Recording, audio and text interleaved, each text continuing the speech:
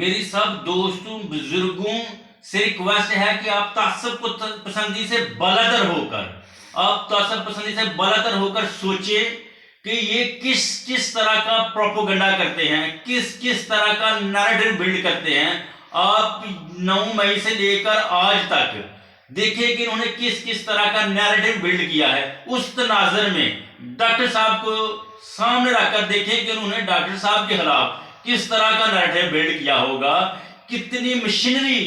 Use کی ہوگی doctor صاحب کی کریکٹر اسیسینیشن کے لیے، ان پر بہتان لگانے کے لیے کیا کہا ہوگا، جو آج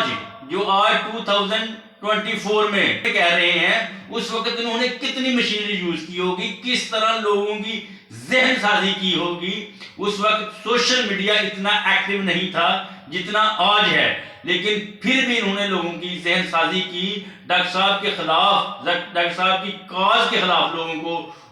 پرووک کیا، اکسایا۔ تو آج کے دور میں اگر یہ ایسا کر سکتے ہیں تو اس دور میں انہوں نے کتنا کیا ہوگا، کس طرح کی کریکٹر اسیسینیشن کی ہوگی۔ میری سارے بزرگوں دوستوں سے ریکویسٹ ہے کہ آپ تعصب سے بالاتر ہو کر پاکستان عوامی تحریک کو سٹڈی کریں، اس کی کنٹریبیوشن کو سٹڈی کریں، اس کے منشور کو سٹڈی کریں۔ آپ کو پتا چلے گا کہ یہ پاکستان میں واحد ایسی جماعت ہے جو اسلام کے نظام کے لیے، جو جگیردارانہ صدقاروں کا استحصالی کے خلاف، جو اشرافیہ کے خلاف، لوور مڈل کلاس کے نوجوانوں کو پرموٹ کرتی ہے، ان کو سپورٹ کرتی ہے، تاکہ وہ ملک میں جو اسمبلیوں میں پہنچ کر غریب عوام کے لیے، ملک کے لیے بہتر کر سکے، تاکہ ملک ترقی کر سکے۔ میرے سب دوست اچھی طرح سے جانتے ہیں کہ میں شخصیت پرستی کے خلاف ہوں، مطلب پرسنالٹی ورشپ کا میں بہت بڑا ناقد ہوں۔ میں سمجھتا ہوں کہ ایک انسان ہوتا ہے، وہ اچھائیوں اور برائیوں کا مکسچر ہوتا ہے، نہ کہ ایک انسان میں صرف اچھائیاں ہی پائی جاتی ہیں، برائی کوئی نہیں پائی جاتی۔ میں انسان کو انسان سمجھتا ہوں، نہ کہ فرشتہ۔ میرے سب دوست جانتے ہیں کہ میں شخصیت پرستی کا بہت بڑا ناقد ہوں۔ میں سمجھتا ہوں کہ یہ شخصیت پرستی ہے جس کی وجہ سے ہمارے ملک میں موروثی سیاست نے جنم لیا اور یہ ظالم نظام نے جنم لیا، کیونکہ ہم اپنے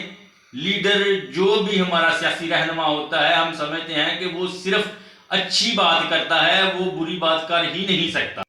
ڈاکٹر صاحب کے بڑے سے بڑے ناقد بھی، بڑے سے بڑا کرٹک بھی ڈاکٹر صاحب کی علمی کنٹریبیوشن کو، علمی کاوشوں کو سراہتے ہیں۔ آپ ان سے جتنا مرضی سیاسی اختلاف رکھ سکتے ہیں، لیکن اگر آپ ان کو جانتے ہیں، اگر آپ نے ڈاکٹر صاحب کو سنا ہے، اگر آپ نے ان کی بکس پڑھی ہیں، تو آپ بے ساختہ یہ کہنے پر مجبور ہو جائیں گے کہ ڈاکٹر صاحب سے بڑا، ڈاکٹر طاہر القادری صاحب سے بڑا علم کے لیے کنٹریبیوٹ کرنے والا پاکستان میں شاید کوئی دوسرا بندہ ہو۔ پاکستان عوامی تحریک 1989 میں بنی، 186 پیجز پر اس کا منشور ہے، تفصیلی منشور ہے، اور اس کی ترجیحات 7 مین ترجیحات ہیں، جن میں تعلیم، معیشت، غربت، صحت، یہ اس کی مین ترجیحات ہیں۔ اس نے 99 میں الیکشن کنٹیسٹ کیا۔ 2002 کے جنرل الیکشن میں ڈاکٹر طاہر القادری صاحب نے NA 127 لاہور سے الیکشن کنٹیسٹ کیا اور وہ سیٹ جیتے۔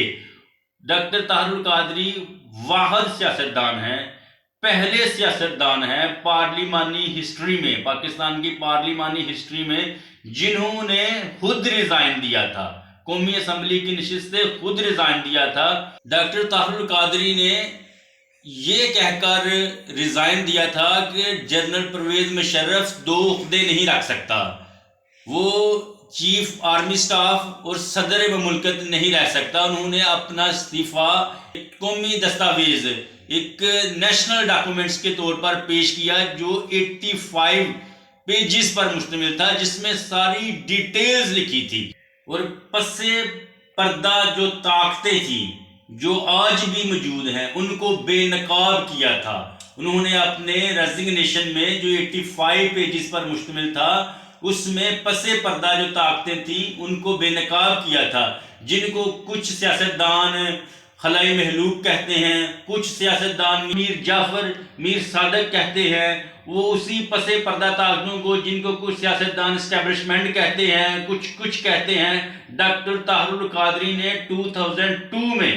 85 پیجز پر اپنے ریزگنیشن میں ان کا کچا چٹھا کھول کر بتا دیا تھا ساری عوام کو۔ اگر آج بھی کوئی پڑھنا چاہے تو وہ پڑھ سکتا ہے۔ ہم الیکشن ٹو الیکشن چلتے ہیں، ہم ڈاکٹر طاہر القادری کی کنٹریبیوشن کو الیکشن ٹو الیکشن لے کر چلتے ہیں۔ 2008 کا جب الیکشن آیا تھا تو ڈاکٹر طاہر القادری صاحب نے اس سے لا تلقی کا اعلان کیا تھا۔ انہوں نے کہا تھا کہ یہ داندلی زدہ الیکشنز ہوں گے، اس سے کچھ فرق نہیں پڑے گا نظام کو، وہی لوگ، وہی سیاستدان، وہی بے روپیے دوبارہ قوم پر مسلط کر دیے جائیں گے۔ انہوں نے اس کو داندلی زدہ قرار دے کر اس سے لا تلقی کا اظہار کیا تھا۔ 30 جنوری 2013 کو عوامی مارچ کے نام پر لانگ مارچ کیا لاہور سے لے کر اسلام آباد تک، جس کا مین ایجنڈا، جس کا مین پرپز انتخابی اصلاحات تھی کہ انتخاب سے پہلے، الیکشن سے پہلے اصلاحات کی جائیں، آئندہ انتخابات قانونی اور آئینی معیار پر پورے اتریں گے اور فری، فیئر اینڈ ٹرانسپیرنٹ ہوں گے۔ اس یقین دہانی کے ساتھ، اس ڈاکومنٹ پر سائن کر کے، اس یقین دہانی کے ساتھ آپ نے وہ اپنا دھرنا ختم کیا تھا کہ آئندہ جو انتخاب ہوں گے اس میں اصلاح کی جائے گی، اس میں چینجنگ کی جائے گی تاکہ وہ آزادانہ ہوں۔ 2013 میں معاہدے کے مطابق جب نظر آیا کہ یہ تقرری کے باوجود، معاہدے کے باوجود گورنمنٹ یہ election free, fair and transparent نہیں کروا رہی، ڈاکٹر صاحب نے علیحدگی کا اعلان کر دیا، لا تلقی کا اظہار کیا کہ یہ الیکشن داندلی زدہ ہوں گے 2013 کے۔ 2013 کے الیکشنز کے بعد جو ریزلٹس آئے، جو جیتنے والی پارٹیاں تھیں اور جو ہارنے والی پارٹیاں تھیں، انہوں نے یک زبان ہو کر کہا تھا کہ یہ داندلی زدہ الیکشن ہے۔ عمران خان نے اپنی پہلی سپیچ میں جو انہوں نے پارلیمنٹ میں کی تھی، انہوں نے کہا تھا کہ ڈاکٹر طاہر القادری نے ٹھیک کہا تھا، اور اس کے بعد آپ کو پتہ ہے، آپ کو یاد ہوگا کہ پی ٹی آئی نے 4 حلقوں کے لیے پورے ملک، شہر میں پروٹیسٹ کیا تھا کہ یہ داندلی زدہ الیکشن ہے۔ مطلب جب سب سیاسی جماعتیں اس بات پر متحد ہو گئی تھی کہ یہ 2013 کے الیکشن داندلی زدہ تھے، جو حکومت میں تھے وہ بھی کہہ رہے تھے، جو اپوزیشن میں پارٹیاں تھیں وہ بھی کہہ رہی تھی، یہ ایک طرح سے ڈاکٹر صاحب کی نیریٹو کی جیت تھی، ان کی سیاسی بصیرت کی جیت تھی۔ سانحہ ماڈل ٹاؤن کے شہداء کو، لواحقین کو انصاف دلانے اور آئین کے آرٹیکل 62، 63 کے بننے والی حکومت سے نجات دلانے کے لیے ڈاکٹر صاحب 14 اگست 2014 کو لانگ مارچ لاہور سے لے کر اسلام آباد گئے اور ادھر 70 ڈیز دھرنا دیا، جو اس معاہدے پر ختم ہوا، جو اس وقت کے وزیر اعظم کے خلاف ایف آئی آر اور اس وقت کے وزیر اعلیٰ پنجاب کے خلاف ایف آئی آر کروا کے پھر ختم ہوا۔ اس ڈاکومنٹس پر، اس معاہدے پر ختم ہوا کہ سانحہ ماڈل ٹاؤن کے جو قصوروار ہیں ان کو سزا ہوگی، ان کو قانون کے مطابق سزائیں ہوں گی، لواحقین کو انصاف دیا جائے گا۔ اس معاہدے پر یہ جو انقلاب مارچ تھا وہ اپنے اختتام پر پہنچا۔ میرے بزرگوں، دوستوں، بھائیوں، آپ صرف